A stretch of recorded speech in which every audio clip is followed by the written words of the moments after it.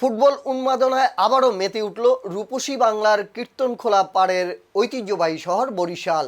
বিশ্বকাপে প্রিয় দল সেলেসাওদের হেক্সা বা ষষ্ঠ শিরোপা জয়ের মিশনকে সামনে রেখে রাজপথ কাঁপিয়েছে ব্রাজিল সমর্থকরা। সম্প্রতি ব্রাজিল সাপোর্টার্স অব বরিশালের উদ্যোগে নগরীতে অভূতপূর্ব ও বর্ণাঢ্য মোটরসাইকেল শোভাযাত্রা এবং মিলন মেলা অনুষ্ঠিত হয়। নগরীর ঐতিহাসিক বেলস পার্ক থেকে জমকালো এই মোটরসাইকেল শোভাযাত্রা শুরু হয়।